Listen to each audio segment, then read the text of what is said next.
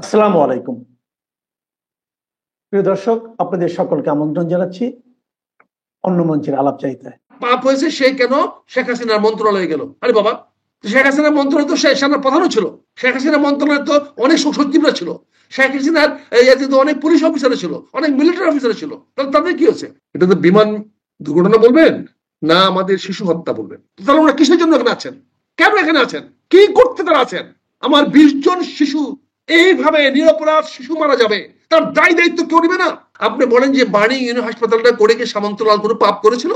তার পাপ হয়েছে সে কেন শেখ হাসিনার মন্ত্রণালয়ে গেল? রাজধানীর উত্তরায় মাইলস্টোন কলেজের ভবনের উপরে যে প্রশিক্ষণ বিমানটি বিধ্বস্ত হলো, অবশ্যই আমরা প্রথমে শোক জানাচ্ছি, শোক জ্ঞাপন করছি যারা নিহত হয়েছেন, পাইলট সহ, মাইলস্টোন কলেজের শিক্ষার্থী সহ। এর মধ্যে অনেক ধরনের প্রশ্ন উঠতে শুরু করেছে, এটি কতটা ইউজুয়াল কিংবা আনইউজুয়াল। দুর্ঘটনা তো দুর্ঘটনায়, কিন্তু তার পেছনে অনেক ধরনের রহস্য অনেক সময় লুকিয়ে থাকে। আসলে এর পেছনে কোনো রহস্য আছে কিনা সেই বিষয় নিয়ে আমরা কথা বলবো। আমাদের সঙ্গে যুক্ত রয়েছেন সাবেক সংসদ সদস্য, সাবেক সেনা কর্মকর্তা, মেজর অবসরপ্রাপ্ত আখতারুজ্জামান। আখতারুজ্জামান, আপনাকে স্বাগত জানাচ্ছি আমাদের অনুষ্ঠানে। আমি প্রথম প্রশ্ন করতে চাই যেটি আপনার কাছে, যে এর দায় কার? যেই প্রায় 20 জন মানুষ নিহত হলেন, প্রায় 200 মানুষ আহত হলেন, একটা ভয়ঙ্কর পরিবেশ সৃষ্টি হলো, এর পেছনে আপনি কাকে দায়ী করবেন? আসলে ধন্যবাদ, স্বাগত মতো কিছু নাই। আজকে অত্যন্ত ভারাক্রান্ত হৃদয়ে, হেভি হার্ট আমি আপনার সামনে আসছি। অত্যন্ত মর্মাহত। এটা তো বিমান দুর্ঘটনা বলবেন না আমাদের শিশু হত্যা বলবেন? এটাকে আপনি কিভাবে জাস্টিফাই করবেন? বিমান দুর্ঘটনাটা অস্বাভাবিক কিছু না, হতেই পারে, কিন্তু শিশু হত্যা হবে না। সেই বিমানটি কেন, কি কারণে একটা বিমান বাহিনীর প্রশিক্ষণ বিমান এরকম স্কুল বিল্ডিং এ গিয়ে পড়বে? তার মানে তার যে সারাউন্ডিং সেফটি মেজারমেন্ট যেটা নেওয়ার কথা, সেটা কি নেওয়া হয়েছে? এটা তো আমরা জানি এটা প্রশিক্ষণ বিমান, এটা যে কোনো সময় দুর্ঘটনা হতে পারে। এবং আরো দেখতে পারলাম যে পাইলটের আজকে প্রথম একক প্লেন চালানো। আমরা ছোট সময় দেখছেন সাইকেল চালাইতে গেল, প্রথম যখন সাইকেল চালায়, সাইকেল নিয়ে পড়ে, কখনো পুকুরে পড়ে, কখনো রাস্তার ড্রেনে পড়ে, নালায় পড়ে। একা যখন সাইকেল চালাতে যায় তখন সবাইকে সাবধান থাকতে হয়। এই ছেলেটাকে, এই অফিসারটাকে যখন প্রশিক্ষণে পাঠানো হলো, এটা ফ্লাইট লেফটেন্যান্ট, এবং যার কেরিয়ার আমরা দেখতেছি ভালো, সেটা ক্যাডেট কলেজের ছেলে, চৌখস ছেলে। ধরে নিচ্ছি আমরা সে একজন ভালো পাইলট এবং সে তার প্রাথমিক প্রশিক্ষণগুলো ভালো করেছে, এবং তাকে যখন একা চালাতে দেওয়া হচ্ছে তখন নিশ্চয়ই তার প্লেনটা ভালো করে চেক করা হয়েছে, দেখাশোনা করা হয়েছে অনেক করে, তারপরে তাকে সেখানে তাকে বসিয়েছে। তারপরে তার ইনস্ট্রাক্টর নিশ্চয়ই তাকে গাইড করেছে, তাকে বলেছে এবং পরিচালনা করার জন্য তাকে পাঠিয়েছে। এমন তো না সে স্কুলের ছেলের মতো ঘর থেকে বেরিয়ে মা বাবার অগোচরে সাইকেলটা নিয়ে বেরিয়ে পড়লো, নিয়ে বাড়িতে দুর্ঘটনা, তা তো না। এটা একটি প্রশ্ন করি, প্রশিক্ষণের জন্য যে পাইলটরা বিমান নিয়ে বের হন, তার পেছনে আমরা জানি যে আরেকটা, যেমন ইনস্ট্রাক্টরের কথা বলছেন, যে ইনস্ট্রাক্টর একটা ফ্লাইটে থাকে বা বিমানে থাকে, এখানে কি তার ব্যত্যয় ঘটেছে নাকি এরকমটা হতে পারে, একা একা ফ্লাই করতে পারে? এখন তো ধরুন প্রশিক্ষণ আধুনিক হয়ে গেছে, এখন তো আপনি ডিজিটাল কন্ট্রোল করতে পারেন, বলতে পারেন। তবে একজন ইনস্ট্রাক্টর তো অবশ্যই পিছনে আছে, একজন ইনস্ট্রাক্টর তো তাকে প্লেনটা চেক করে দিয়ে তাকে ফ্লাই করার পারমিশন দিয়েছে। সেই বিমানটি কোথায়? না, সে বিমান থাকবে কেন? সে নিচে গ্রাউন্ড থেকে সে ইনস্ট্রাকশন দিচ্ছে, গ্রাউন্ড থেকে সে বলছে। এখন স্টিমুলেশন করতে পারেন আপনি, এখন আপনি ইন্টারনেটে দেখতে পারেন তার সবকিছু অ্যাক্টিভিটিস। এটা এখন সিমুলেশন করা যায়, এখন তো আপনার প্লেনের ছবিগুলো দেখা যাচ্ছে। আপনি তো ডিজিটাল যুগ, এখন তো ওই যুগ না। ওই ছেলেটা কি করতেছে আপনি সেটা তো পুরো প্লেনটাও তো আপনার সিসি ক্যামেরার মধ্যে আছে, সেখানে পাইলট তো দেখতেছে, তার যে ইনস্ট্রাক্টর পাইলট সেও তো দেখতেছে, তাকে ইনস্ট্রাকশন গুলো দেওয়া হচ্ছে, তাই দেখানো উচিত, তাই করা উচিত, সেটাই করা উচিত। কিন্তু এখন যদি যেভাবে আমাদের বিমান বাহিনীর বেপরোয়া ভাব দেখতেছি, যে সমস্ত কথাবার্তা আজকে শোনা যাচ্ছে, মানুষ বলতেছে, সেগুলো বলার আগে আমি বলতে চাই, আজকে কিন্তু আমরা আগামীকালকে জাতীয় শোক দিবস ঘোষণা করেছি, কিন্তু জাতীয় কোনো অ্যালার্টনেস দেখতে পাচ্ছি না। কয়েকশো ছেলে মেয়ে আজকে মিসিং, তারা কে কোন হাসপাতালে আছে জানতে পারছে না, হয়েছে হাল্লাগোলা চলতেছে। তারপরে দেখা গেল যে আর্মি কেন প্রম্পট অ্যাকশন নিয়েছে, কেন তাড়াতাড়ি গিয়েছে, মিডিয়া কেন তাড়াতাড়ি কভার করেছে, এইটা নিয়ে অনেকে অনেক কথা বলছেন। এখানে সেনাবাহিনীকেও দোষারোপ করার একটা প্রচেষ্টা নেওয়া হচ্ছে, অর্থাৎ সেনাবাহিনী কেন এত তাড়াতাড়ি চলে গেল। কারণ সেনাবাহিনীর কাছে ঘটনাটা ঘটেছে, খুব দূরেও না। এখানে সেনাবাহিনী অলরেডি মাঠে আছে, তারা কি বসে থাকে অর্ডারের জন্য? তারা গিয়েছে, যাক আমি সেটা যাচ্ছি না।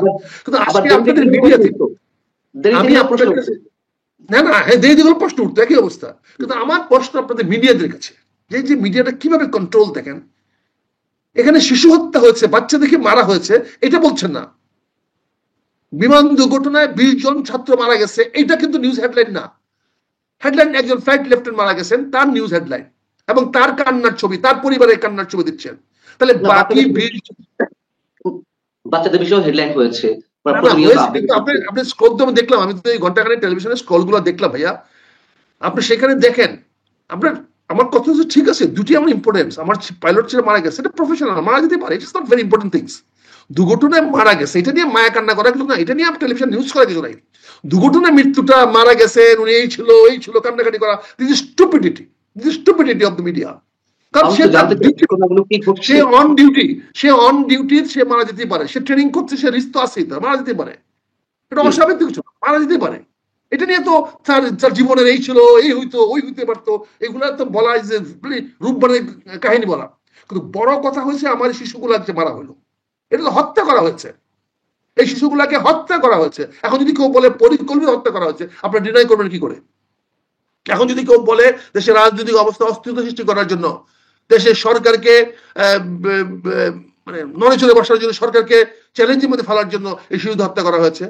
আজকে আপনারা দেখেন বার্নিং ইউনিটে একটা হাসপাতাল আসছে, আমি জানি না আপনারা এটা আনবেন কিনা। আপনি বলেন যে বার্নিং ইউনিট হাসপাতালটা করে কি সামন্তলাল কোনো পাপ করেছিল?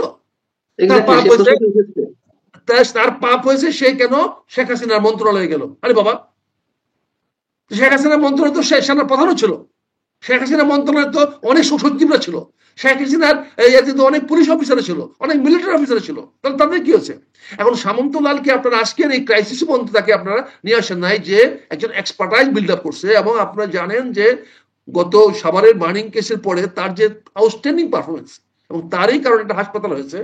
আজকে আপনি এই প্রশ্ন স্বাভাবিক আসবে মানুষের কাছে, মানুষ লিখছে সামাজিক যোগাযোগ মাধ্যমে সামন্তলাল সেনা অপরাধকে, এবং তিনি বিশ্ব সেনা একটি হসপিটাল নির্মাণ করেছেন। এখন সেই হসপিটালের নাম শেখ হাসিনা বার্ন ইনস্টিটিউট, অথবা তিনি শেখ হাসিনা মন্ত্রী পরিষদের সদস্য ছিলেন, এই জন্য তার নামে হত্যা মামলা দিয়ে দেওয়া হলো। তিনি সম্ভবত আত্মগোপনে আছেন। তো এখন এই ক্রাইসিস মোমেন্টে তার শরণাপন্ন না হয়ে এখন সরকারের পক্ষ থেকে বলা হচ্ছে, উপদেষ্টারা বলছেন বিদেশ থেকে এক্সপার্ট নিয়ে আসা হবে যারা অগ্নিদগ্ধ হয়েছেন তাদের চিকিৎসার জন্য। এটা কোন ধরনের মানসিকতা আমাদের, আর তার অপরাধটি কি? না না, আমাদের তো আরো সামন্তলাল ছাড়া, কিন্তু সামন্তলাল তো আমাদের যদি গ্রেফতার করা হয়েছে, সে মধ্যে গ্রেফতার আছে, তাকে তো আমরা হাসপাতাল থেকে এনেও তাকে চিকিৎসা করাইতে পারতাম, বা তাকে আমরা যদি আজকে আমার জাতীয় প্রয়োজনে তাকে সাধারণ ক্ষমা ঘোষণা করে ঘোষণা দিতে পারতাম। আপনি আসেন দেখেন, আপনি এই যে আমাদের রাজনীতিটা প্রতিহিংসা রাজনীতি শুরু হয়েছে, আজকে কষ্ট লাগে। এই ছেলেগুলা কি অপরাধ, কি অপরাধী বাচ্চাগুলা যারা আপনার নিরাপত্তা বললেন না, তারা স্কুলে পড়াশোনা করতে গেছে, না স্ত্রী ফোরের ছেলেরা ক্লাসরুমে বসে আপনাদের দুর্ঘটনার কারণে মারা যাবে, আর আপনারা এখানে টেলিভিশনে আপনার নাচ গান দেখাবেন, আপনারা বিভিন্ন অনুষ্ঠান করে বেড়াচ্ছেন, আপনারা আলোচনা করে বেড়াচ্ছেন। আমরা দেখলাম না আমার প্রধান উপদেষ্টা সাহেব দৌড়ে সেখানে যেতে, আমি দেখলাম না আমার স্বরাষ্ট্রমন্ত্রী সেখানে যেতে, আমি দেখলাম না আমার স্কুল এডুকেশন শিক্ষামন্ত্রী সেখানে যেতে। তাহলে ওরা কিসের জন্য এখানে আছেন? কেন এখানে আছেন? কি করতে তারা আছেন? আমার 20 জন শিশু এইভাবে নিরপরাধ শিশু মারা যাবে, তার দায় দায়িত্ব কেউ নেবে না, তার দায় কাউকে করবেন না। আর পাইলটের কথা বলবেন, বিমান দুর্ঘটনা হয়েছে, ইট ইজ আমার নিউজ হেডলাইন। আপনার বিমানটা ওখানে কেন দিল? আপনি কেন এরকম ঢাকা ক্যান্টনমেন্টে বা ঢাকা এরকম পরিবেশে প্রশিক্ষণ করাচ্ছেন? কেন, কি কারণে? এইটুকু শেষ বিমান বাহিনী প্রধানদের নাই? এই ধরনের প্রশিক্ষণ দেওয়ার মতো অবস্থা কি আমাদের দেশের এয়ারফোর্স অফিসারদের মাথায় নাই? আপনি ঢাকা এয়ারপোর্টের পাশে আপনার সচিবালয়, ঢাকা এয়ারপোর্টের পাশে আপনার প্রধান উপদেষ্টা অফিস, তিনটে সেনা প্রধান থাকেন ক্যান্টনমেন্টে, আমার কয়েক ডজন জেনারেল থাকে ক্যান্টনমেন্টে। আজকে এটা বলেন, এরকম একটা জায়গাতে আপনি কি করে এখানে বিমানের প্রশিক্ষণ দেন? এখানে কেন ঢাকা শহরে কেন একটা সোলো ফ্লাইট মতো এরকম ঝুঁকিপূর্ণ হবে? আমি তো দাবি করবো বিমান বাহিনী প্রধানকে ফাঁসিতে লটকানো উচিত। আমি দাবি করবো, বিং আর্মি অফিসার, আমি দাবি করবো এই 20টি হত্যার দায় বিমান বাহিনী প্রধানকে নিতে হবে। উনি কেন অ্যালাউ করলেন ঢাকা শহরের মধ্যে এরকম একটা সোলো ফ্লাইট চালানোর জন্য? এত উত্তরা এলাকাটা কত গিঞ্জি দেখেন, আপনার প্লেনটা উঠলেই আপনি কচু খেপ, প্লেনটা উঠলেই আপনার ক্যান্টনমেন্ট, প্লেনটা উঠলেই আপনি এদিক দিয়ে ওদিক দিয়ে করলে আপনার কি বলে যদি দক্ষিণের দিকে যান তাহলে দেখেন আপনার ফার্ম গেট, তেজগাঁ, কত। আবার যদি আমি উত্তর দিকে যান, যোগ করতে চাই, সেটি হচ্ছে এই বিমানটি নাকি F7 ফাইটার 2006 সালের মডেল, এবং F7 BGI যেটি ভেঙে পড়েছে, বিধ্বস্ত হয়েছে, সেটা 2022 সালের ভার্সন। মানে এই শ্রেণী বিমান এখনো দেশে ব্যবহার করা হয় কিভাবে, সে প্রশ্নটিও উঠেছে। সেটার জবাব দিবেন আমাদের সরকার প্রধান, হয়তো উনি বললেন 11 মাসে আসছে আমি কি জানি, কিন্তু আমি বিমান বাহিনী প্রধান দায়ী করতে চাই, উনি অ্যালাউ করলেন কেন? এটা সলো ফ্লাইট, ঢাকা ক্যান্টনমেন্টের বিমান থেকে চালানোর মতো উনি কি করে পারমিশন দিলেন? এই পারমিশন উনি দিয়েছেন, ওনার পারমিশন ছাড়া হয় নাই। উনি কি বোঝা যাচ্ছেন এখানে? অথচ ঢাকা এয়ারপোর্টটা দেখেন, আমার তেজগাঁও এয়ারপোর্টে কি বানানো হয়েছে? আবার ঢাকা এয়ারপোর্টের চারপাশে ওনারা আনন্দ বিহারে জায়গা বানাচ্ছেন। এই ক্যান্টনমেন্টের এই জায়গাটা, এয়ারপোর্টের জায়গাটাকে দেওয়া হয়েছে আনন্দ বিহারে জায়গা বানানোর জন্য? এটা দেওয়া হয়েছে বিমানবন্দরের জন্য। বিমানবন্দর যদি প্রয়োজন না হয় আপনারা ছেড়ে দিবেন। এয়ারফোর্স সম্পত্তি তো না, এটা প্রতিরক্ষা মন্ত্রণালয়ের সম্পত্তি, এটা বিমান বাহিনীর সম্পত্তি না, এটা মিলিটারি স্টেট অফিসের সম্পত্তি, এটা কোনো বাহিনীর সম্পত্তি না, এটি হলো সেনা নিবাসের সম্পত্তি। এখানে আপনারা কেন এই ধরনের কাজগুলা করবেন? এবং সেখানে আপনারা এখানে আনন্দ বিহারে জায়গা বানিয়েছেন, এবং অনেকে বলতেছে আজকে, যেটা আমি শুনতেছি সবার কানে কানে, সবাই মুখে মুখে বলতেছে, আমাদেরকে বলতেছে ভাই বলেন না কেন, আপনি কিছু বলেন না কেন? প্রশিক্ষণের টাকা নাকি ব্যবহার করা হয় না? বিমানে যে প্রশিক্ষণ টাকা দেওয়া হয় সেগুলো দিয়ে তারা ওই ডেকোরেশন পিস বানায়। ঢাকা ক্যান্টনমেন্টের বিভিন্ন বিমান বাহিনীর বিভিন্ন ইমারতের তারা ট্রেনিং এর টাকা দিয়ে তারা ইমারত বানায়। এটা আমি জানি না কতটা সত্য, কিন্তু আমাকে জানাচ্ছে অনেকে যে আপনারা এগুলো বলেন না কেন, আপনারা এগুলো দেখেন না, আপনাদের চোখ নাই, কি হচ্ছে এগুলো? আপনারা সবাইকে অন্ধ হয়ে গেছেন, সবাই কি ভীত হয়ে গেছেন? বিমান বাহিনী প্রধানকে আমাদের ভয় করতে হবে, সেও বাঘের বাচ্চা হয়ে গেছে বাংলাদেশে, তাকে আমাদের ভয়ে ভীত থাকতে হবে। ঢাকা ক্যান্টনমেন্টের মধ্যে সে যা কি করতেছে এগুলা আপনি যদি দেখেন স্যার, তাকাইয়া সারা কুর্মিটোলা এয়ারপোর্টটাকে সে কি বানিয়েছে? একটা পার্ক বানিয়ে ফেলেছে সে। কেন বানিয়েছে? এবং সেখানে সাধারণ মানুষ যেতে পারে না। কার জন্য? তোমার কে দিয়েছে এগুলা? এবং এই প্রশিক্ষণ বিমান সোলো ফ্লাইট স্যাংশন দিয়েছেন বিমান বাহিনীর প্রধান, এবং তাকে সাহায্য করতে গিয়ে আজকে সেনা প্রধান পর্যন্ত কন্ট্রোভার্সি হয়ে যাচ্ছে। সেনা প্রধানের উপরে আঙুল তুলতেছে মানুষ, কারণ সেনা প্রধান কেন তাড়াতাড়ি প্রম্পটলি গিয়ে রেস্কিউ অপারেশনে গেল? কারণ রেস্কিউ অপারেশন তো করার কথা এয়ারফোর্স, তার রেস্কিউ ফ্লাইট কেন গেল না? সঙ্গে সঙ্গে হেলিকপ্টার কেন গেল না? সঙ্গে সঙ্গে হেলিকপ্টার গিয়ে ওখানে কেন তারা স্মোক দিয়ে স্কুলের উপরে দিয়া কেন ফেলানো হলো না? কেন সেখানে কার্বন ডাইঅক্সাইড নিয়ে ফেলে দিয়ে ওগুলোকে বন্ধ করা হলো না? কি কারণে হলো না? তার হেলিকপ্টার কোথায় ছিল? এত কাছাকাছি কেন যেতে পারলো না? এগুলা বিমান বাহিনীর প্রধানকে জবাব দিতে হবে, আমাদের কথা বলতে হবে। আমরা একটু ভীতু হয়ে থাকলে তো হবে না। গত 20 বছরে 15 বছরে বিমান বাহিনীর প্রশিক্ষণের টাকা কোথায় গিয়েছে আমরা হিসাব চাই। পরিষ্কার বলছি পান্না সাহেব আপনার কাছে, কে আমাকে কি বলবে আমি জানি না, আমাকে জনগণ জানতে চাচ্ছে, আমাকে অনেক অফিসাররা ফোন করে বলতেছে আপনি বলেন না কেন এগুলা, আমরা জানতে চাই। কেন প্রশিক্ষণের টাকা ব্যয় করা হচ্ছে না? কেন উইদাউট ইনস্ট্রাক্টর অন সলো ফ্লাইটে পাঠিয়ে দেওয়া হলো তাকে? কি কারণে? এই ছেলেটার জীবন বড় কথা না, বড় কথা হচ্ছে এই যে 200 ছেলে যে আজকে মৃত্যু যন্ত্রণায় কাতরাচ্ছে, তার জবাব কে দিবে? কে দিবে তার জবাব? আমরা জবাব চাই, বিমান বাহিনী প্রধানের জবাব চাই, অনতিবিলম্বে ফাঁসি চাই। এই 200 ছেলে মেয়ের কাতরানোর এই কষ্ট আপনাদের গায়ে পৌঁছে না? আপনাদের কানে যায় না? এই 200 অনাথ ছেলে মেয়ে, শিশু ছেলে মেয়েরা কাতরাচ্ছে হাসপাতালে, তাদের 70% 80% শরীর তারা পুড়ে গেছে, তাদের কষ্ট আপনাদের কানে যায় না? তাদের দুঃখ আপনাদের লাগে না? আপনারা এখনো বসে আছেন হেলিকপ্টার দিয়ে তার বাচ্চাকে, তার বউকে নিয়ে আসেন, রাজশাহী থেকে নিয়ে আসছেন, কি মজার রিক্রেশন ট্রিপ নিয়ে আসছেন, তার মা বাপকে নিয়ে আসবেন। আর এই ছেলেদের মা বাপকে কি করেছেন?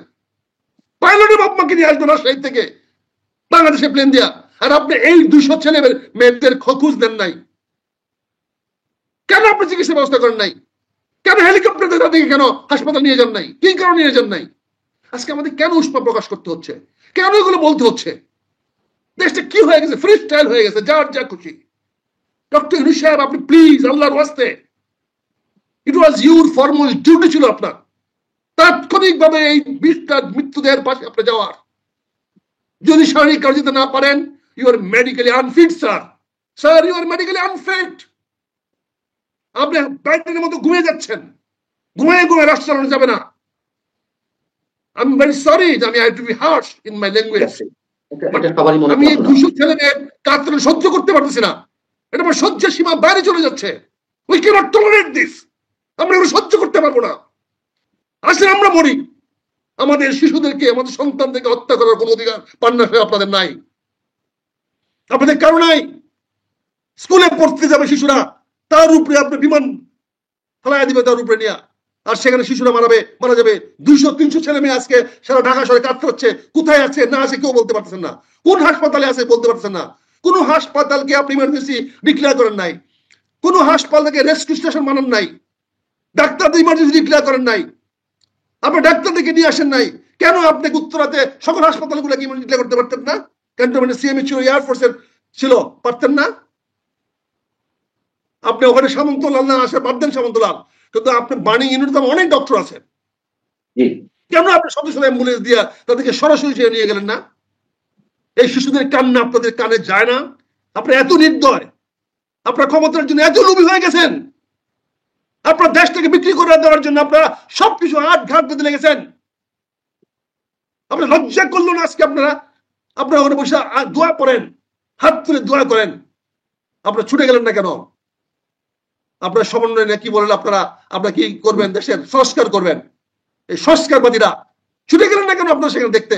ও বাচ্চাদের ওর দোয়া করেন, আপনি হাত তুলে দোয়া করলে একেবারে ওরা ভালো হয়ে যাবে কেন? না, বৌদ্ধবাজি করেন, বৌদ্ধবাজি দেখেন আপনারা।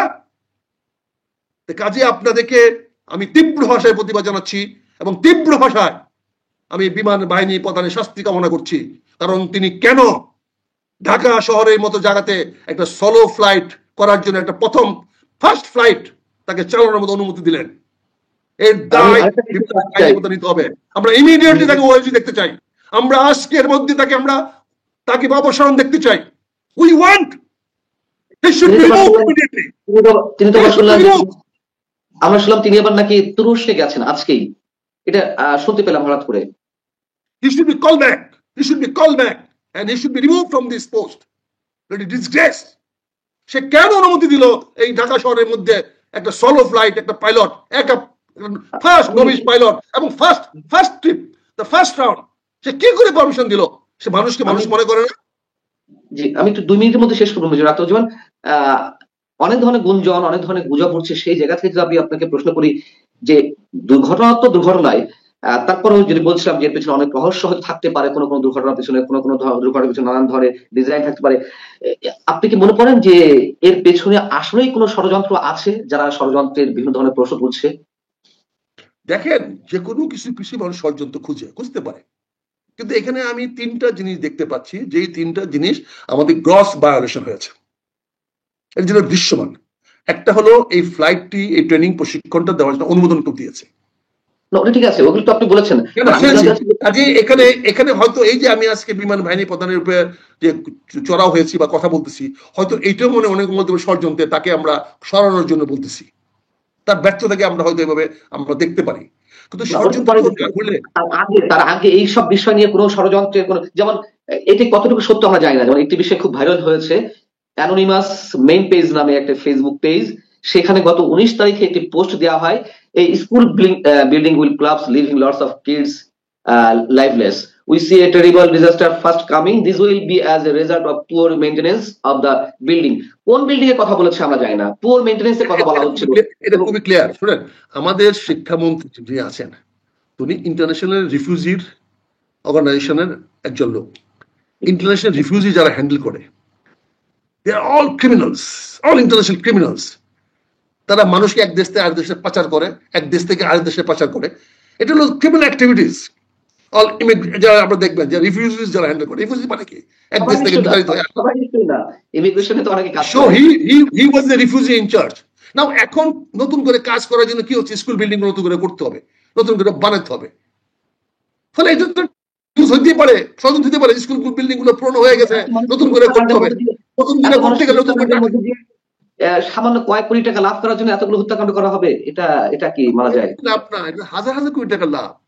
আপনি এখন দেখেন কি হবে, সবকটি স্কুল কলেজ গুলাকে এখন করা হবে, এখন দেখবেন আবার এগুলোকে নতুন করে ফায়ার ব্রিগেড আনা হবে, নতুন করে বা কেনাক বেচা শুরু হবে, নতুন করে আবার স্কুল বিল্ডিং গুলাকে নতুন করে করা শুরু হবে। আবার দেখবেন বিভিন্ন দেশে হাজার হাজার কোটি টাকার তো ব্যবসা শুরু হয়ে গেল আজকে। এটা তো শিক্ষামন্ত্রী জন্য সহজ হয়ে গেল, রিফিউজিরা ব্যবস্থা করে দিল। কাজে এই যারা করে এরা তো ওই লাইনের লোক, এটা ছবি দেখলে বোঝা যায় যে ইন্টারন্যাশনাল র্যাকেটিং। এবং তারা শিক্ষামন্ত্রীকে এডুকেশন বাজেটে এই ইমিডিয়েটলি বিল্ডিং গুলো রিপেয়ার করার জন্য করা হয়েছে। এই রিফিউজি প্রপাগান্ডা আমরা অনেক দেশে দেখেছি, এরকম প্রপাগান্ডা করে লেবাননে হয়েছে, সিরিয়াতে হয়েছে, ইরাকে হয়েছে, রোহিঙ্গাতে হয়েছে, আপনার আমরা ইস্ট তিমুরে হয়েছে, আমরা সুদানে দেখেছি, এরকম তো অহরহ দেখতেছি। আমরা হাইতি দেখেছি, ইথিওপিয়া দেখেছি। এই রিফিউজি যারা কন্ট্রোল করে মানে বিগেস্ট মানে পৃথিবী মাফিয়া। রিফিউজি কন্ট্রোল যারা করে বুঝেন না, এদিকে কেউ অস্ত্র দেয়, কেউ খাদ্য দেয়, কেউ ওষুধ দেয়। এটা big business, it's a very large business. কাজে এখানে আমার রিফিউজি মিনিস্টারকে, রিফিউজি পার্সন এক্সপার্টকে মানে শিক্ষার উপদেষ্টা, his good friend of mind, আমরা একসঙ্গে চলেছি করে, কিন্তু he is a wrong person to be education minister. সে রিফিউজি নিয়ে কাজ করছে। মানুষের দুঃখ দুর্দশা নিয়ে যাদের ব্যবসা, যাদের আয় রোজগার, মানুষের কষ্ট, মানুষের দুঃখ, তাদের কাছে 200-500 ছেলে মেয়ের মৃত্যু কিছু না। তার মৃত্যুর মাধ্যমে তো তারা আয় করে। এই মৃত্যু হলে রিফিউজি এক দেশ থেকে আরেক দেশে যায়, সেখান থেকে হয়। কাজে এখানে এটা তো ষড়যন্ত্র বলবেন না, এটা পরিকল্পিত। এটাও শিক্ষামন্ত্রীর যে বেস্টেড ইন্টারেস্টেড গ্রুপ আছে, শিক্ষা সচিব দেখেন না শিক্ষাকে, আপনি এগুলো দেখেন না, এগুলোকে দেখেন, আইডেন্টিফাই করেন, এগুলোকে বলেন, জনগণের সামনে পরিষ্কার করেন, এক্সপোজ করেন এদেরকে। এরা কারা, কোত্থেকে আসছে, what is their background, please see. এই বাংলাদেশে পানি ঘোলা করে এখন যে যেরকম ভাবে পারতেছে কামাই করার নতুন করে চেষ্টা করতেছে। আমি আবার আপনাকে বলছি, এটাকে উড়াইয়া দিয়েন না। এই নিউজ গুলা যদি আমি মনে করি ফেক, কিন্তু ডেলিভারিটলি ইন্টেনশনালি করা হচ্ছে উইথ দ্য পারপাস। কারো পারপাস সার্ভ করে দেবে। আমি শিক্ষামন্ত্রীর কাছে বলবো, আই ওয়াজ এক্সপেক্টিং হিম, সবার আগে উনার স্কুলে যাওয়া উচিত ছিল। He has failed to go, he has no right to remain as education minister, as adviser. আমি প্রতিবাদ করবো, ধন্যবাদ আপনাকে। দায়িত্বশীলতা জায়গাগুলো অবশ্য দৃশ্যমান করতে চাই সবারই নিশ্চয়ই। এবং আপনি যে প্রশ্নগুলো অ্যারাইজ করেছেন সেগুলো নিশ্চয়ই কোনোটি একেবারে মানে অযৌক্তিক কিছু তা নিশ্চয়ই নয়। এবং হয়তো কিছু বলেছেন, ক্ষোভ থেকে বলেছেন, এবং আমরা চাইবো নিশ্চয়ই এগুলো কোনো কিছুই যে আশঙ্কাগুলো করা হচ্ছে শিশুর জীবনে কি আপনি ক্ষোভ সঞ্চয় করবে না?